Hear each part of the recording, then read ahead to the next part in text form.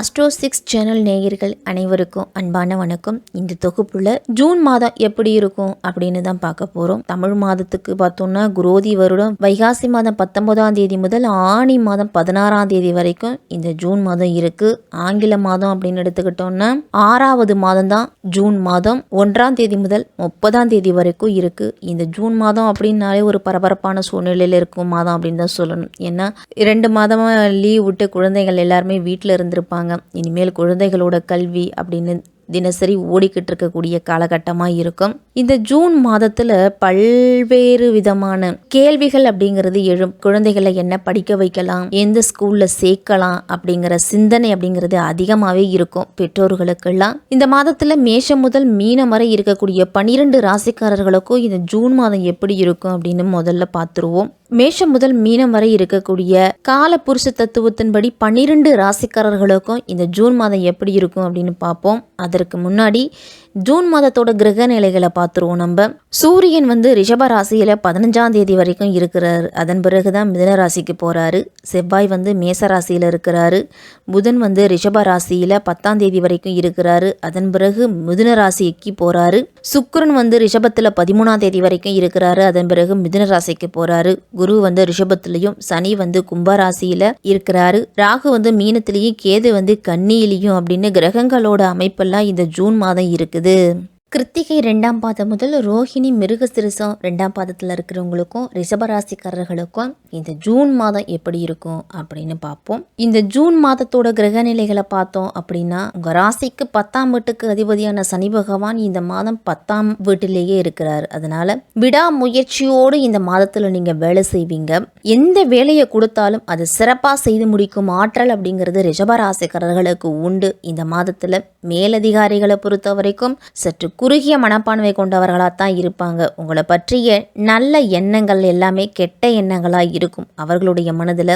உங்களுடைய எதிரிகள் யாராவது உங்கள் மீது குற்றச்சாட்டு அப்படிங்கிறத வச்சுக்கிட்டே இருப்பாங்க வேலை செய்ய இடத்துல. இது நடந்துச்சுன்னா உங்கள் மேலே தவறு இல்லை அப்படின்னா அந்த இடத்துல நீங்கள் நியாயமாக நின்று போராடலாம், பிரச்சனை கிடையாது. என் மீது தவறு இல்லை அப்படிங்கிறது உங்களுடைய எண்ணங்களை நீங்கள் வெளிப்படுத்துறது தான் நல்லது. இந்த நேரத்தில் 7ஆம் வீட்டின் அதிபதியான செவ்வாய் இந்த மாதம் 12ஆம் வீட்டில் இருக்கிறாங்க. அதனால வெளிநாட்டு வர்த்தகம், வெளிநாட்டு வேலை வாய்ப்பு, தொழிலில் வெளிநாட்டு ஆர்டர்கள் இதெல்லாமே கிடைக்கும். உங்களுடைய கோபத்தை முடிஞ்ச வரைக்கும் நீங்கள் கட்டுப்படுத்திக்கணும்.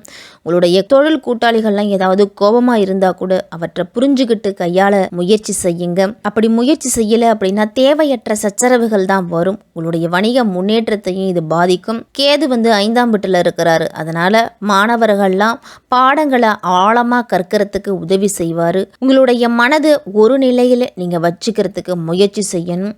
மனம் அலைய ஆரம்பிச்சிச்சு அப்படின்னா பிரச்சனைகளை நீங்கள் அதிகம் சந்திக்க வேண்டி இருக்கும். 10ஆம் வீட்டின் அதிபதியான சூரியன் இந்த மாதத்தின் முதல் பகுதியிலேயே மேஷராசியில் இருக்கிறாரு. அதனால் உங்களுடைய தாய் வீட்டின் ஆதிக்கம் அப்படிங்கிறது அதிகாரம் செலுத்துறாரு. அதனால் வார்த்தைகளை சற்று நிதானத்தோடு நீங்கள் புரிஞ்சுக்கணும். அவர்கள் நல்ல விதத்தில் சொல்லக்கூடியது கூட உங்களுக்கு தவறான எண்ணத்தில் நீங்கள் புரிஞ்சுக்கிட்டீங்க அப்படின்னா சண்டை சச்சரவு வர்றதுக்கு வாய்ப்பு இருக்குது.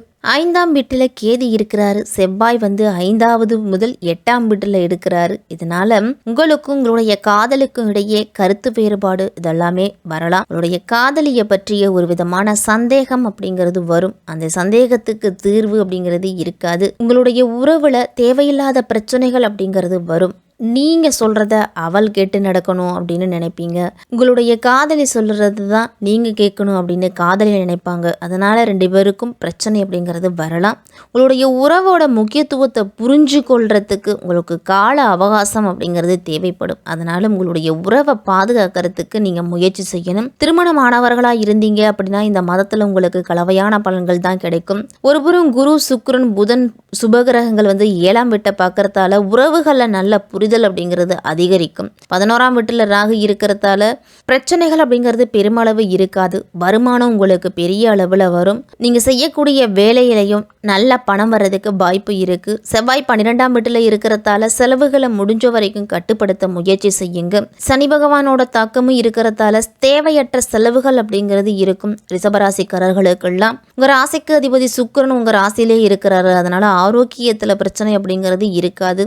இருந்தாலும் முதல் வீட்டிலேயே சூரியன், புதன், சுக்கிரன் ஆகிய 4 சுபகிரகங்கள் இருக்குது. 12ஆம் வீட்டில் செவ்வாயும் 5ஆம் வீட்டில் கேதுவும் இருக்கிறதால அவ்வப்போது சளி, காய்ச்சல், மூட்டு வலி இது போன்ற பிரச்சனைகள் அப்படிங்கிறது வரலாம். வெள்ளிக்கிழமை தோறும் மகாலட்சுமி தாயாரை வழிபட்டுட்டு வந்தீங்க அப்படின்னா பொருளாதார ரீதியாக ஏற்படக்கூடிய பிரச்சனைகளோட தாக்கம் அப்படிங்கிறது குறைய தொடங்கும். ரிஷபராசிக்காரர்களுக்கெல்லாம் இந்த மாதத்துல தொழில் மற்றும் நிதி வளர்ச்சி அப்படிங்கிறது உங்களுக்கு வாய்ப்புகள் அப்படிங்கிறது கிடைக்க போகுது. நீங்கள் அதிகமான பயணங்கள் அப்படிங்கிறது இந்த மாதத்துல இருக்கும். இது உடல் ரீதியாகவும் மன ரீதியாகவும் பாதிக்கலாம். அதனால தேவை அப்படின்னா மட்டும் போங்க, இல்லைன்னா அதை குறைச்சிக்குங்க. உடல் ஆரோக்கியத்துக்கு போதுமான ஓய்வு அப்படிங்கிறது வேணும். முடிஞ்ச வரைக்கும் பதட்டத்தை குறைச்சிக்கிட்டீங்க அப்படின்னா மன அமைதி தானாகவே கிடைக்கும். உங்களுடைய திறமைகளை வெளிப்படுத்த பல வாய்ப்புகள் அப்படிங்கிறது கிடைக்க போகுது. நீங்கள் உறவு பிரச்சனைகளை சமாளிச்சிங்க அப்படின்னா அனைவரோட ஆதரவும் கிடைக்கும். உங்களுடைய எதிர்கால வளர்ச்சிக்காக முதலீடு அப்படிங்கிறது செய்யலாம். வீடு, நிலம், சொத்துக்கள் வாங்க உங்களுடைய பணத்தை முதலீடு செய்கிறது தான் நல்லது. ரிஷபராசிக்காரர்கள்லாம் வேறு இடங்களுக்கும் வேறு மாநிலங்களுக்கும் வேறு நாடுகளுக்கும் இடம் பெயர்வதற்கான வாய்ப்புகள் அப்படிங்கிறது அதிகமாக இருக்குது. அப்படிப்பட்ட வாய்ப்பு அப்படிங்கிறது வந்துச்சு அப்படின்னா அதை நீங்கள் பயன்படுத்திக்கிறது தான் நல்லது. மற்றவர்களுக்கு கடன் கொடுப்பது அப்படிங்கிறத இந்த மாதத்தில் நீங்கள் தவிர்த்துக்கணும். திருமணத்துக்கு இது ஒரு ஏற்ற மாதம். குடும்ப வாழ்க்கையில் மகிழ்ச்சி அப்படிங்கிறது இருக்கும். திருமணத்திற்குண்டான வரன்கள் தேடிக்கிட்டு இருந்தீங்க அப்படின்னா வரன்களை இந்த மாதத்தில் நீங்கள் தேர்ந்தெடுக்கலாம். காதல் செய்கிறவங்களுக்கெல்லாம் அவங்களுக்குண்டான நேரத்தை ஒதுக்கி அவர்களோட பேசுவதன் மூலம் உறவு அப்படிங்கிறது சிறப்பாகவே இருக்கும். அது உங்களுக்கு மகிழ்ச்சியையும் கொடுக்கும். உங்களுடைய பிரச்சனைகள் தீர்க்கிறதுக்கு மூத்த சகோதரர்கள்லாம் முன் வருவாங்க. தம்பதிகள்லாம் திருமண வாழ்க்கையை தொடங்குறதுக்கு நல்ல புரிதல் அப்படிங்கிறது இருக்கும். குடும்பத்தோடு சுற்றுலாலாம் சென்று வருவதால செலவுகள் அப்படிங்கிறது இருக்கும். ரிஷபராசிக்காரர்களுக்கெல்லாம் இந்த மாதம் முடிஞ்ச வரைக்கும் உங்களுடைய பொருளாதாரத்தை உயர்த்துவதற்குண்டான வாய்ப்புகளை வரும்பொழுது நீங்க பயன்படுத்திக்கணும். உங்களுடைய பணத்தை வீடு கட்டுவது, நிலம் வாங்குவது, வாகனம் வாங்குவது இது போன்ற எதிர்கால வளர்ச்சிக்காக முதலீடு செய்யறது தான் நல்லது. குடும்ப உறுப்பினர்களோட விருப்பங்களை எல்லாத்தையுமே நிறைவேற்றுவீங்க. இந்த மாதத்துல உங்களுடைய தொழில் வளர்ச்சி உங்களுக்கு கீழ் வேலை செய்கிறவங்க மிக மிக உறுதுணையாக இருப்பாங்க. வேலை மாற்றத்திற்கான வாய்ப்புகள் அப்படிங்கிறது இந்த மாதத்தில் கிடைக்க போகுது.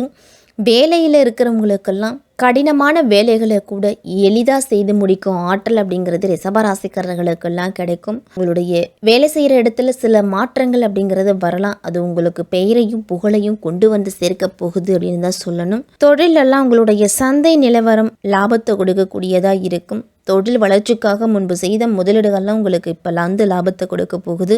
உங்களுடைய வியாபாரத்தில் புதிய நண்பர்களோட ஆதரவு கிடைக்கும். குடும்பத்தில் நீங்கள் ஆராய்ந்து முடிவெடுக்கிறது தான் நல்லது. உடல் ஆரோக்கியத்தை பொறுத்த வரைக்கும் கழுத்து வலி, தோள்பட்டை இது போன்ற பிரச்சனைகள்லாம் வரலாம். வழக்கமான சுகர் பிரச்சனை, பிபி இருக்கிறவங்கலாம் அந்த பரிசோதனைகளை மாதந்தோறும் செக் பண்ணி பார்த்துக்கிறது நல்லது. ஆரோக்கியத்தில் மிக மிக கவனத்தோடு இருக்கணும். மனது எப்பெல்லாம் சோர்வடையுதோ அப்பெல்லாம் தன்னம்பிக்கையையும் புத்திசாலித்தனத்தோடும் நீங்கள் செயல்படணும். மன அழுத்தத்தை போக்குறதுக்கு, மன அமைதியை பெறத்துக்கும் தியானம் அப்படிங்கிறது மிக மிக முக்கியம். ரிஷபராசிக்காரர்களுக்கெல்லாம் நுழைவுத் தேர்வில் பங்கு பெற்றீங்க அப்படின்னா வெற்றி பெறுவதற்கான வாய்ப்பு அப்படிங்கிறது அதிகம். உங்களுடைய கடினமான உழைப்பு தான் அதற்கு காரணம். உங்களுடைய கல்வி வளர்ச்சியை அதிகரிக்கிறதுக்கு உங்களுடைய ஆசிரியர்களோட ஆதரவு அப்படிங்கிறது தேவைப்படும். உங்களுக்கு புதிய பொறுப்புகள் உங்களுடைய பெயரையும் புகழையும் கொண்டு வந்து சேர்க்கும். கல்விக்காக நீண்ட பயணங்கள்லாம் நீங்கள் சென்று வருவீங்க. அதே மாதிரி மேற்கல்வி படிப்புக்காக உங்களுடைய விரும்பிய கல்லூரியில் விரும்பிய பாடத்தில் சேர்க்கை அப்படிங்கிறது இந்த மாதத்தில் கிடைக்கும்.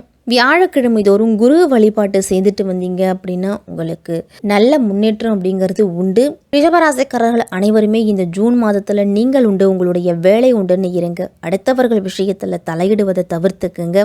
இந்த ஜூன் மாதம் ரிஷபராசிக்காரர்களுக்கெல்லாம் சிறப்பாகவே இருக்கும்.